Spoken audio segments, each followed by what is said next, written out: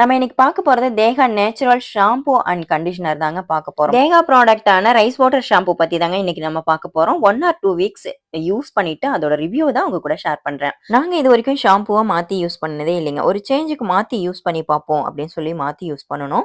1 R 2 வீக்ஸ்ல நல்ல ஒரு improvement இருந்துங்க. என்ன மாதிரியான இம்ப்ரூவ்மெண்ட் இருந்தது அப்படின்னு பார்த்தீங்கன்னா, ஆஃப்டர் ஹேர் வாஷ்க்கு அப்புறம் பின்னல் விழும். அது இல்லாம ஸ்ட்ரெயிட்டா இருந்தது முடி, ஸ்பிரிட்டன்ஸ் இல்லாம இருந்தது. பார்லர் போய் ஷாம்பு கண்டிஷனர்லாம் போட்டு ஹேர் வாஷ் எடுத்தா எப்படி இருக்குமோ அதை விட பெஸ்டா இருந்ததுங்க. சூப்பரா இருந்தது. என் பொண்ணோட முடி நார்மலாவே அவங்களுக்கு சில்கி அண்ட் சாஃப்டா இருக்கும். இந்த ப்ராடக்ட் யூஸ் பண்ணதுக்கு அப்புறம் இன்னும் சில்கி அண்ட் சாஃப்டா ஃபீல் பண்ணாங்க.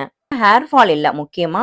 அதே மாதிரி கண்டிஷனருமே அப்படிதான். கண்டிஷனர் யூஸ் பண்ணதுக்கு அப்புறம் டே ஃபுல்லாவும் ஃப்ரீ ஹேர் விட்டாலும் சிக்கு இல்லாம ரொம்பவே சில்கி அண்ட் சாஃப்டா இருக்குங்க. என்னோட முடியுமே ரஃப்பா இருக்கும். பின்னலா இருக்கும். லாஸ்ட் 2 வீக்கா யூஸ் பண்ணதுக்கு அப்புறம் ஹேர் ஃபால் கண்ட்ரோல் ஆயிருக்கு.